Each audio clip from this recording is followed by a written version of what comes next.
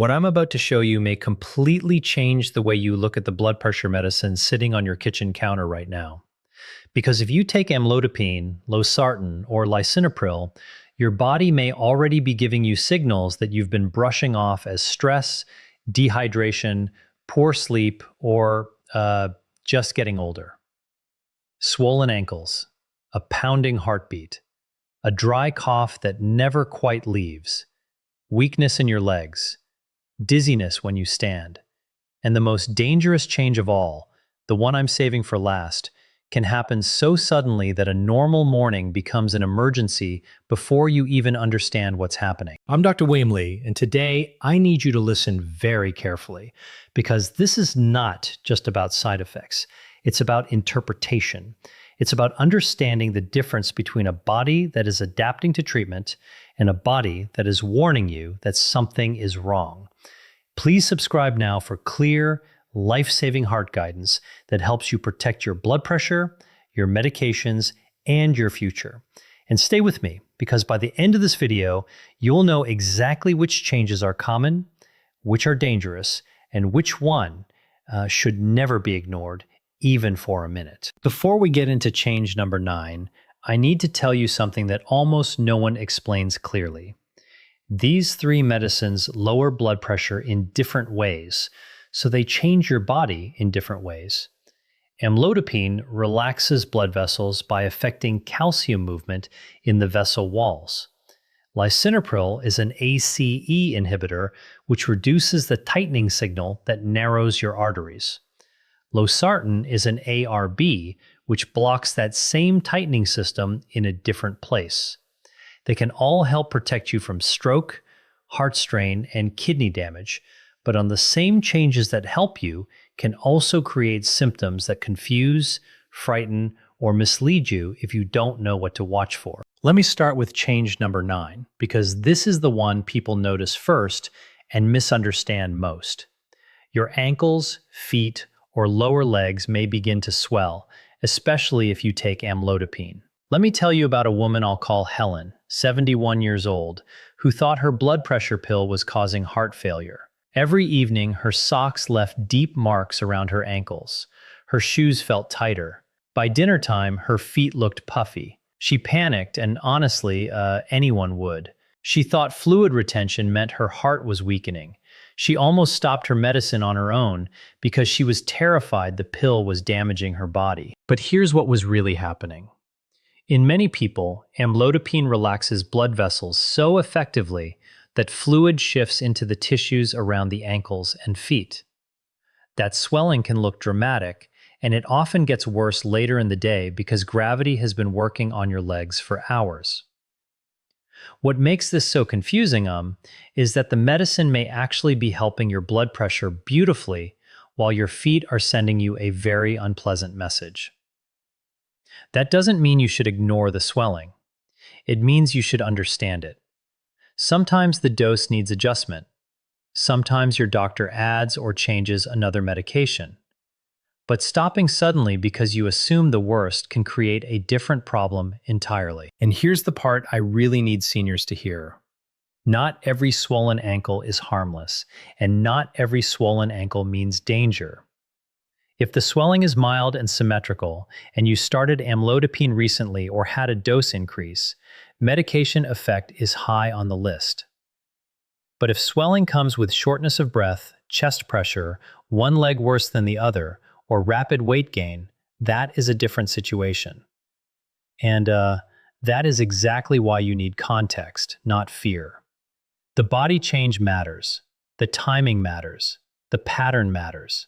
The medicine may be the explanation, or it may be pointing towards something else that needs urgent medical attention. Now, change number 8, and this one scares people because it feels like the medicine is attacking the heart it's supposed to protect. You may notice flushing, a warm face, a stronger heartbeat, or a sense that your pulse is more obvious than usual. This happens most often with amlodipine, especially when treatment begins or when the dose goes up. Let me tell you about Frank, 68, who called his daughter at 10 p.m. convinced he was having a heart event because his cheeks felt hot and he could feel his heart in his chest. He wasn't in crushing pain. He wasn't short of breath, but the sensation was real enough to make him think something catastrophic had started. What Frank was feeling was one of the most misunderstood blood pressure changes there is. When blood vessels relax, blood flow patterns change. Some people notice a warm face. Some notice a mild pounding sensation or palpitations. Some develop headaches because the vessels are opening and the body is adjusting. It feels dramatic, but it is often the body recalibrating, not collapsing. Still, this is where you must not guess. If you're having new or severe chest pain, fainting, or pounding that feels extreme or irregular, you do not sit there hoping it passes. And that distinction is everything. Mild awareness may be adjustment. True chest pain or severe symptoms need rapid evaluation. There's another layer here that almost nobody talks about. Sometimes the fear caused by a new body sensation raises blood pressure temporarily and makes the whole experience worse. The face gets hotter, the pulse feels stronger, the person becomes convinced the medicine is poison. I've seen that spiral happen over and over. The symptom creates fear. The fear amplifies the symptom, and then the patient loses trust in a treatment that may be helping them. So if you notice flushing or a more noticeable heartbeat after starting amlodipine, don't make a snap decision. Document when it happens, how long it lasts, whether there's chest pain, and bring that pattern to your doctor. Pattern beats panic every time. Let's move to change number 7, because this one causes falls, fractures, and emergency room visits. You stand up, and suddenly the room seems to tip. Your vision dims for a second. Your knees feel uncertain. You grab the wall.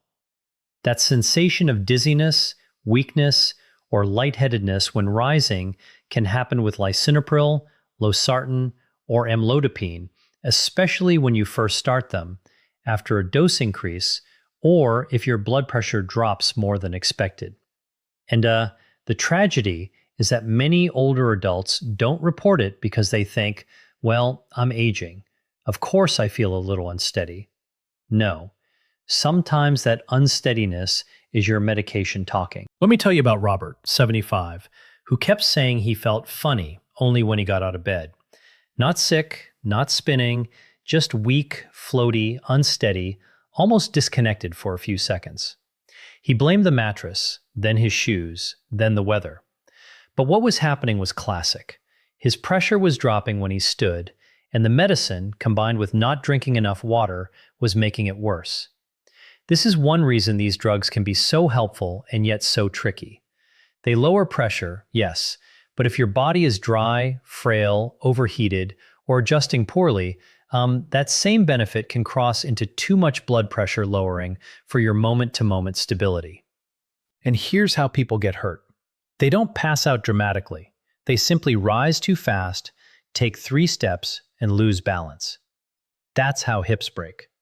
That's how heads hit tile floors. So if you've started one of these medicines and you feel lightheaded on standing, don't ignore it and don't leap to stopping the pill. Rise slowly. Sit at the edge of the bed for a moment. Check whether you've had vomiting, diarrhea, heat exposure, or poor fluid intake. And tell your doctor, because sometimes a dose change, timing change, or medication adjustment solves the problem before it becomes a disaster. Change number 6 is more subtle. And because it's subtle, it steals quality of life before people realize what's happening. You may feel tired, heavy, slower than usual, almost as if someone turned the brightness down on your body. Not dramatic weakness, not paralysis, just that dragging fatigue that makes you say, I don't feel like myself. Now, all 3 of these drugs can make some people feel tired, especially early on, but it's particularly confusing because high blood pressure itself often has no symptoms. So once you start treatment, every new sensation gets blamed on the pill. And sometimes that blame is correct, but sometimes what you're really feeling is pressure dropping to a level your body is still learning to live with. Let me give you an example. A man I'll call Walter started lisinopril and spent 2 weeks convinced the medicine had ruined his energy. He stopped gardening. He skipped morning walks. He told his wife, I feel old overnight. But when we looked carefully, we found three things happening at once. First, his blood pressure had dropped quickly from a very high baseline. Second, he wasn't eating well in the morning. Third, he was standing abruptly and getting brief dips in pressure he described only as tiredness. In other words, his body wasn't failing. It was adapting, and he needed better monitoring, better hydration, and a more thoughtful plan rather than abandonment of treatment. But I want to be very precise here.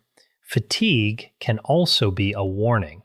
If you feel deeply weak, confused, faint, unable to function, or you notice that the fatigue comes with low readings, worsening swelling, chest discomfort, or reduced urination, then you do not dismiss it as normal.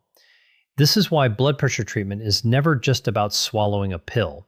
It's about observing what the pill is doing to a real human body. And your doctor needs those observations. A good medication is only good when the person taking it can live safely and function well on it. Now we come to change number 5, and this one belongs to lisinopril more than the others. A dry cough that will not leave. Not a wet chest cold, not mucus, not the cough you get after laughing too hard. I'm talking about that nagging, throat tickle cough that shows up day after day, often worse at night, and makes people think they've developed allergies, reflux, or some mysterious infection. Let me tell you about Gloria, 69, who spent 3 months buying lozenges, teas, syrups, and humidifiers because she thought her house air had become too dry. She never suspected the blood pressure pill because no one had warned her properly. This is one of the classic changes with ACE inhibitors like lisinopril.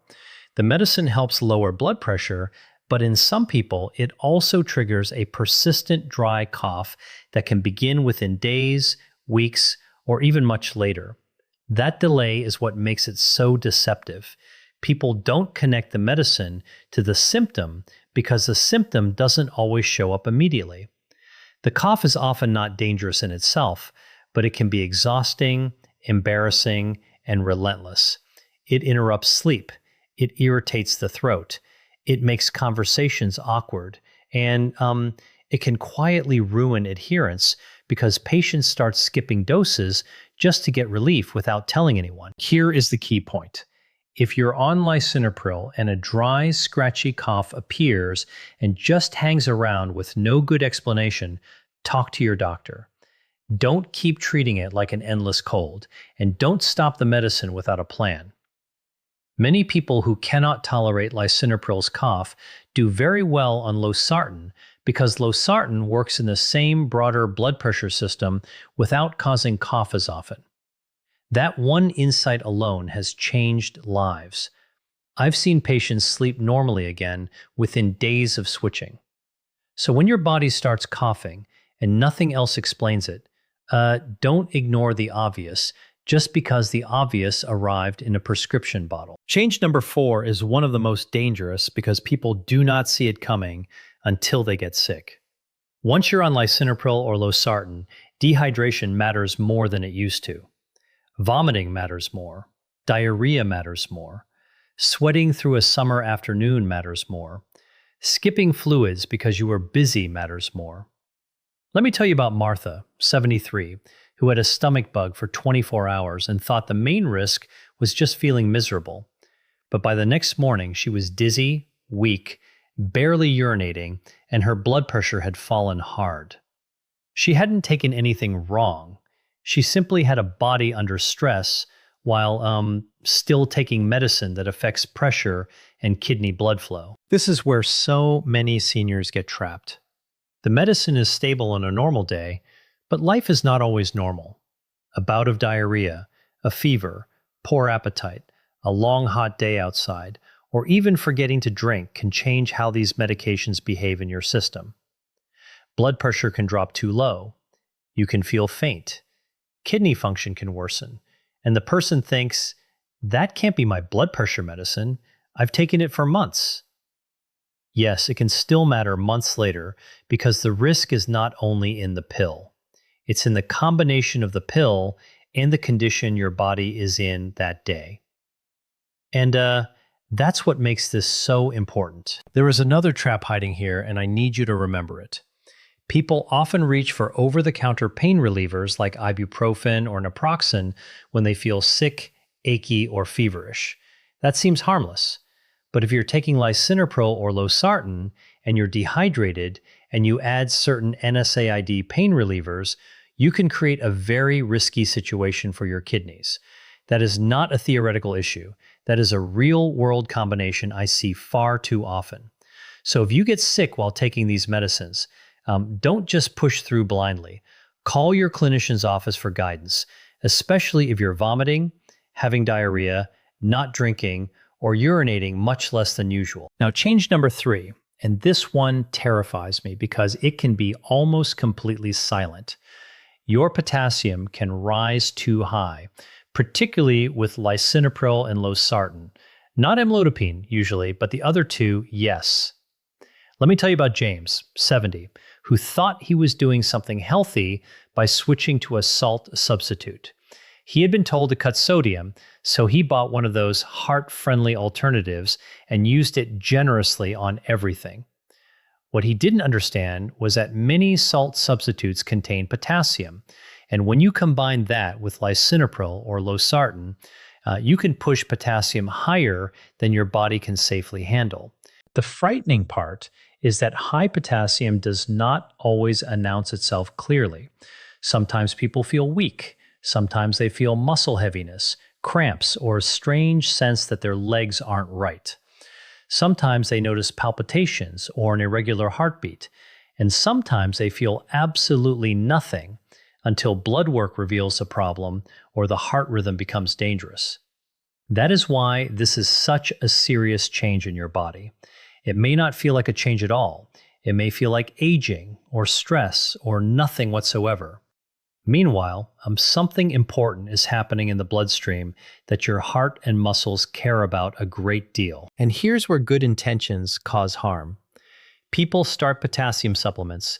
They use salt substitutes. They drink electrolyte products. They take over-the-counter remedies without realizing that lisinopril and losartan already change how the body handles potassium.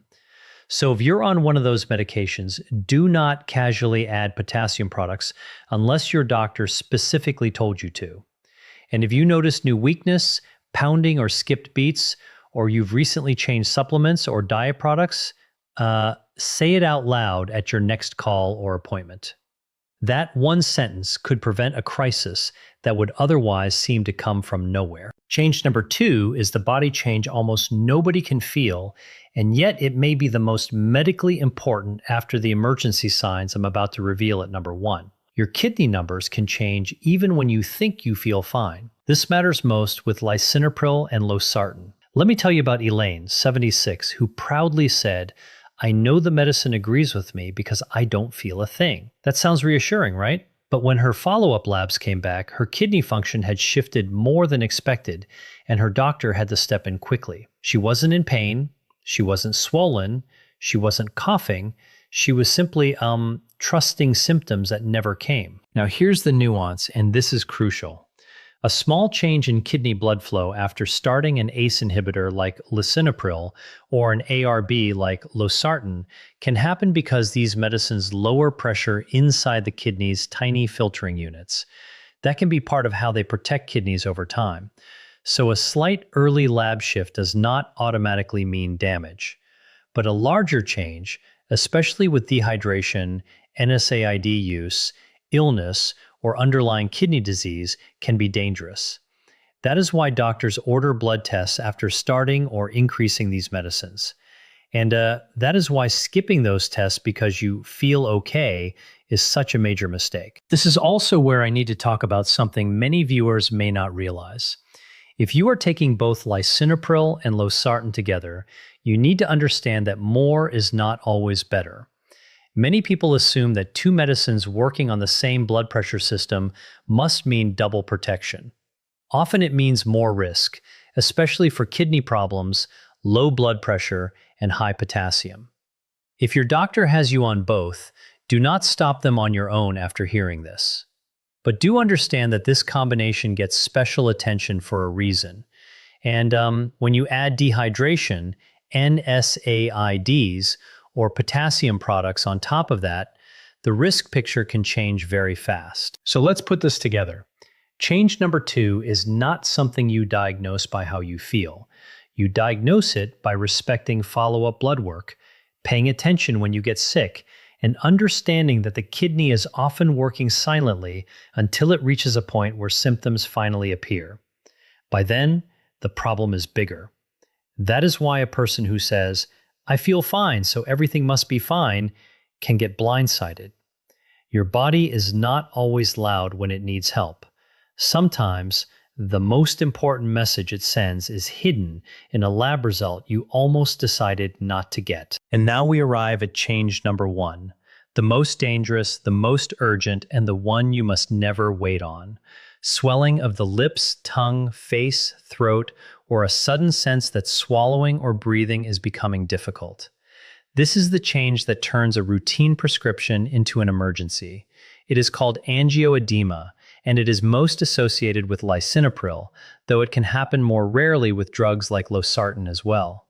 Let me be absolutely clear. If your mouth, tongue, throat, or face begins swelling and breathing feels threatened, this is not a "let me see how I feel in an hour" situation. This is emergency care now. What makes this so frightening is how people misread it in the beginning. They think it's a food reaction. They think they bit their lip. They think maybe it's a dental issue or a strange allergy that will fade. And while they are guessing, the swelling can progress. I've seen people go from mild confusion to serious breathing danger in a short amount of time. That is why I save this for last. Not because it is the most common, but because it is the one that cannot wait for indecision. If it happens, you do not drive yourself casually to a next week appointment. You seek immediate emergency help. And there's one more twist you need to know. People often think that if they've been on lisinopril for a while without trouble, they're completely in the clear forever. Unfortunately, that's not always true. Serious swelling reactions can occur after the medicine has seemed fine for some time. Rare does not mean impossible. So the rule is simple. If you take lisinopril or losartan and you ever notice swelling of the lips, tongue, face, or throat, hoarseness with trouble swallowing, or breathing changes, treat it like the emergency it may be. Minutes matter when the airway is involved. Before we finish, I need to show you how all of this becomes dangerous in real life. Because the true risk is rarely just one symptom by itself. It's the pattern people miss. A little dizziness gets blamed on age. A swollen ankle gets blamed on too much salt. A cough gets blamed on the weather. Weakness gets blamed on sleep. Then the person starts taking ibuprofen for aches, adds a potassium salt substitute for heart health, gets a stomach bug, stops drinking enough, and continues the same blood pressure routine without a second thought. And suddenly the body is in a completely different state from the one the prescription was written for. That's why medication safety is not just about memorizing side effects. It's about understanding body changes in context. Amlodipine tends to create blood vessel-related symptoms like swelling, flushing, headaches, and sometimes a more noticeable heartbeat. Lisinopril and losartan tend to raise more concern about potassium, kidneys, dehydration stress, and low blood pressure, with lisinopril carrying that classic dry cough and a particularly important angioedema warning. Each drug has its personality. Each body has its own sensitivity. And when you know the personality of the medicine, you stop getting surprised by every symptom and start watching with intelligence instead of fear. Let me tell you about a man I'll call Bernard, 77, because his story brings everything together. Bernard was taking blood pressure medicine exactly as prescribed, but he didn't know what to monitor. He developed ankle swelling on amlodipine and assumed his heart was failing. He felt dizzy on hot days and assumed he was simply tired. He had a dry cough on lisinopril and thought it was allergies. Then he switched to a potassium salt substitute because he wanted to eat cleaner. His labs changed, his weakness worsened, and he ended up frightened and confused. The tragedy was not that he took the wrong medicine. It was that, nobody had taught him how to read the signals his own body was sending. When we slowed down and looked at the whole picture, everything made sense. The swelling matched amlodipine. The cough matched lisinopril. The dizziness worsened with dehydration. The potassium problem grew with the salt substitute. None of it was random. None of it was mysterious aging. Once the plan was adjusted, the fear dropped because the confusion dropped. And that is what I want for you. Not panic, not suspicion of every pill. Understanding. Because when you understand what these medicines commonly do, what they rarely do, and what they must never do, you become much safer living with them. So let me give you the practical bottom line. If you take amlodipine, watch for ankle swelling, flushing, headaches, dizziness, and a stronger awareness of your heartbeat, especially after starting or increasing the dose. If you take lisinopril, pay special attention to dry cough, dizziness, weakness, kidney monitoring, potassium issues, and emergency swelling of the lips or tongue. If you take losartan, watch for dizziness, weakness, dehydration-related problems, kidney and potassium issues, and any swelling reaction, even though cough is much less common than with lisinopril. And if you take more than one blood pressure medicine, never assume a new symptom belongs to only one cause. Also remember this, never stop one of these medicines abruptly just because you're scared by a symptom unless you are having an emergency reaction and have been instructed by emergency professionals. Blood pressure pills are not casual medications. They influence stroke risk, heart workload, kidney protection, and long-term survival. A bad decision made in panic can be just as dangerous as a true side effect. So measure your blood pressure carefully. Keep a symptom log. Know your medication names. Know your dose changes, and bring those details to your appointments. Details save people. Vague impressions do not. If this video helped you connect symptoms to the medicine you're taking, share it with someone in your family right now, especially a parent, spouse, sibling, or friend who keeps blood pressure pills beside the bed and has never been told what to watch for. Because the body does change on these medications, sometimes in helpful ways, sometimes in annoying ways, sometimes in dangerous ways. The point is not to fear treatment. The point is to understand treatment. And when you understand it, you protect yourself from the two things that hurt patients most: silent warning signs and unnecessary panic. Your blood pressure medicine should not feel like a mystery. It should feel like a tool you understand. Now you know the changes. You know which ones are common, which ones deserve a phone call, and which ones demand emergency action. Protect your body. Respect the signals. Keep the conversation open with your doctor.